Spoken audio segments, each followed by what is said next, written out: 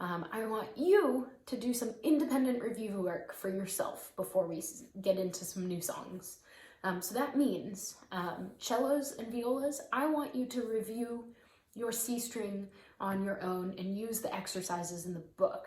Violins, I want you to review your E string using the exercises in the book. And basses, I would like you to review both your A and your E string using the exercises in the book. So if you all turn to page 36, that's where you can review the C string notes, and violins, you can review your G string notes.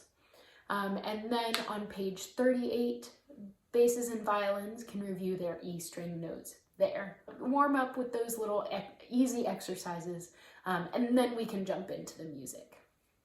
All right, the first one we're gonna look at is number 152 on page 37.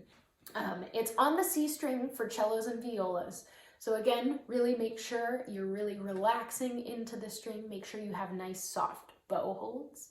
And make sure you know what notes are coming up. A new thing, well, not a super new thing, but something we need to be aware of is there are a couple whole notes in here. Now, if you look at the top of your page, it says that a whole note equals 4 beats, and that's exactly right. So just make sure you're counting in your head, especially when you practice this on your own, that you're holding those whole notes out for 4 beats and not stealing any time from those whole notes. Then, if you take your eyes to the very end of that song, you'll see that it looks like a slur. There's a whole note and then a quarter note, and there's a slur in between, but it's not a slur. This is called a tie, and you guys have these ties in Storm, or most of you have this in Storm. So a tie, just to remind you, is all it does is it adds all of those beats together. It's not a slur because you can't slur the same note to the same note. It just doesn't work unless we talk about a completely different style of bowing. So at the very end, we've got a whole note tied to a quarter note. And so if you add those two together, it's 5 beats total. So there, it's especially important that we don't steal any time from that note and that we give it a whole 5 beats, okay? So keep that in mind as we play. I'm gonna go ahead and play along with me as much as you'd like, or you can listen the first time through and then rewind and play it with me later. 1, 2, ready,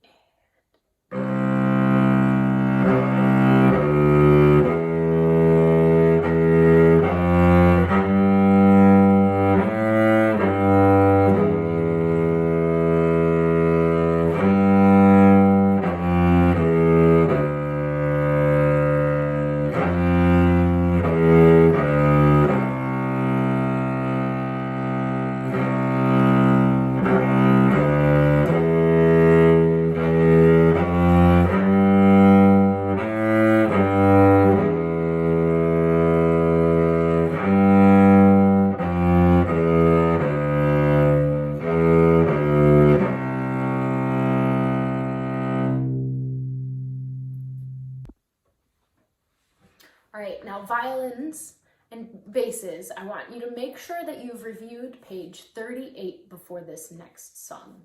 And then we're going to play number 163. Now, we've played a song like this before where we've got a first ending and a second ending. Now that means that the first time you repeat through, you play what's under the bracket number 1, and the second time through, you skip bracket number 1 and go straight to bracket number 2, and then you play the end of the song. Now, at the very beginning, there are those pickup notes. So we have to think in our head the other empty beats where that pickup was stolen from. And if you look at the end, there are only 3 beats. At the end, that's where we got the 1 beat at the beginning. I recommend that you listen to this one first before you play along with me so you can get used to the first and second endings. And then you can play along with me as much as you'd like. Rewind it however many times you need to. 1, 2, and...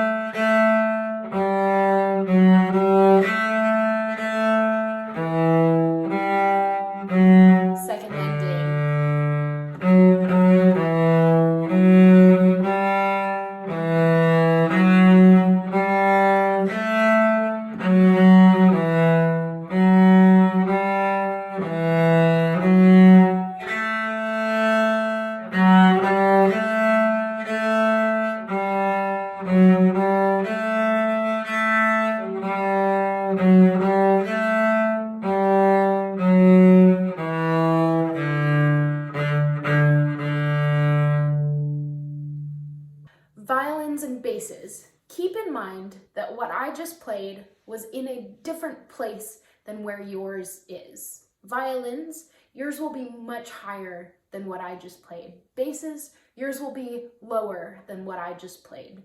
So just keep that in mind while you play, that it's going to sound a little different from mine, but you can still match the notes that I'm playing.